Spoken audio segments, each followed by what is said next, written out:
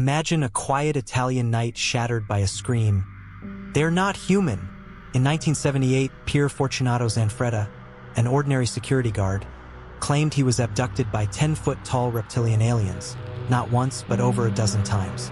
Was he chosen by beings from another world? Or caught in something far stranger?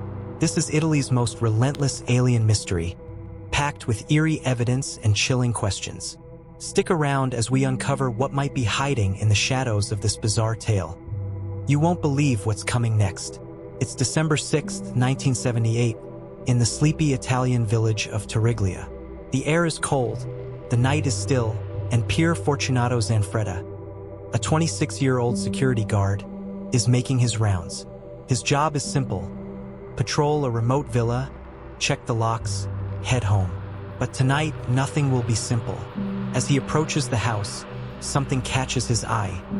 A glowing, oval-shaped object, pulsing red against the dark sky.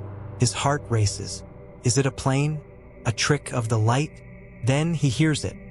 A low hum, growing louder, vibrating through the ground beneath his feet.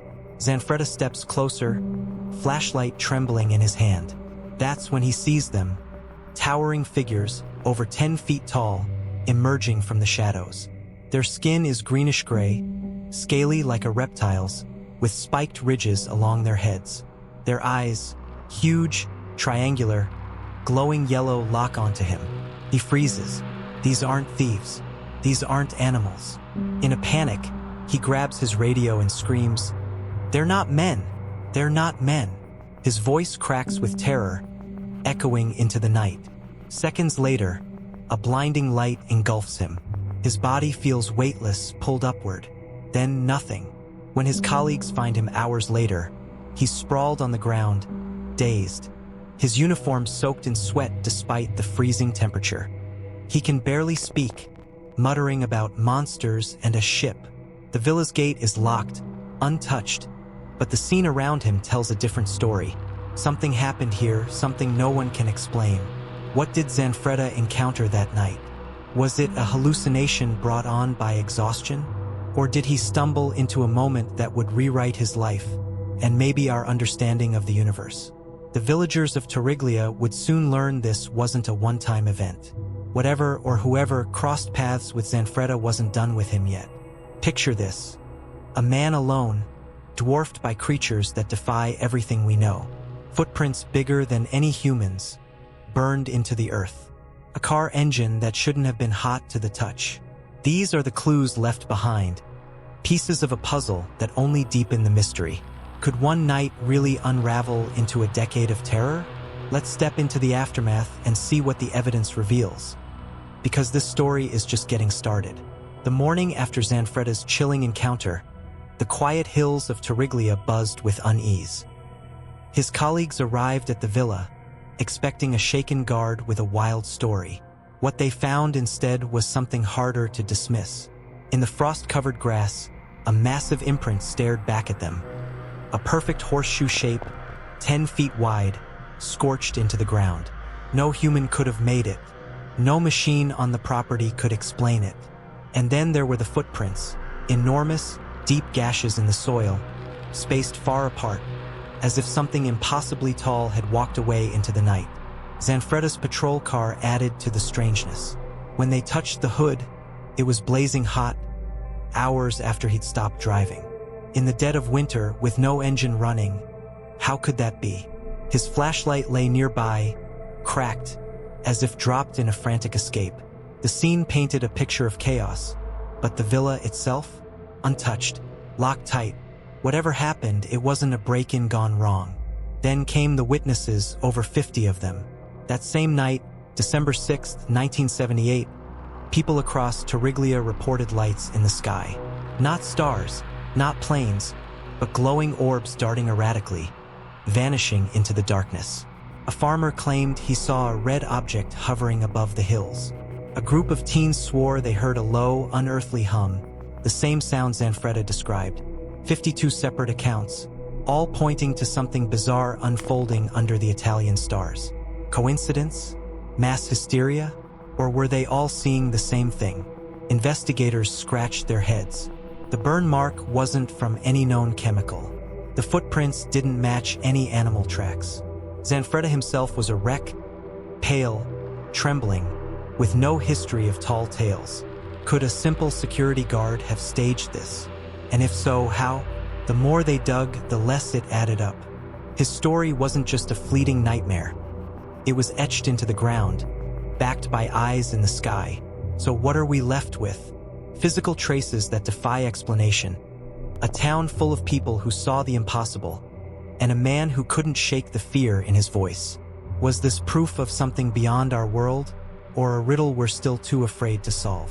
One thing's certain: this wasn't the end. Zanfretta's terror was about to become a pattern, pulling him deeper into a mystery that refused to let go. Let's follow him into the next encounter, because what happened next only makes the stranger. Just weeks after that fateful night, on December 26, 1978, Zanfretta's nightmare picked up where it left off. He's back on duty, patrolling the same quiet roads near Tariglia, when his radio crackles with static. Suddenly, his car jerks forward, accelerating on its own. He grips the wheel, helpless, as it veers off the road and stops dead. A blinding light floods the windshield. His colleagues find him later, unconscious, sprawled outside the vehicle, again. But this time, he's not alone in his story. Another guard saw a glowing object lift off from the same spot minutes earlier. Zanfretta's abductions didn't stop there.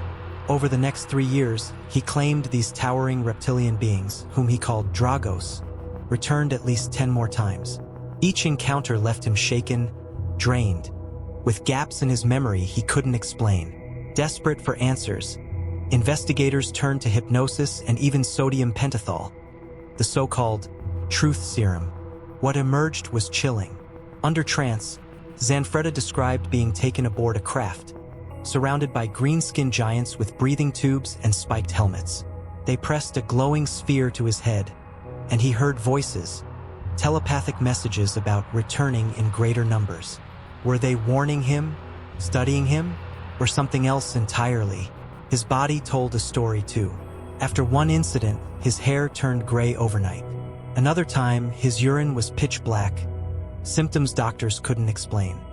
He'd wake up miles from where he last remembered, once atop a hill with no memory of climbing it.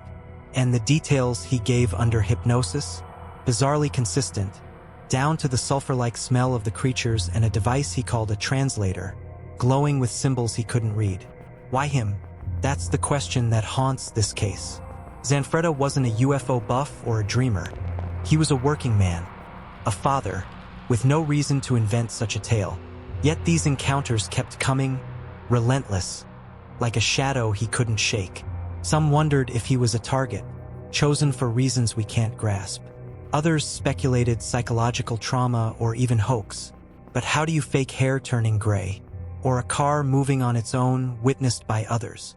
The deeper you dive, the weirder it gets. Zanfretta spoke of a third galaxy and beings from a place called Titonia. Fantasy, delusion, or a glimpse into something real. Each abduction added layers to the mystery, pulling him and us further into the unknown. What did these Dragos want? Were they testing humanity or just one man?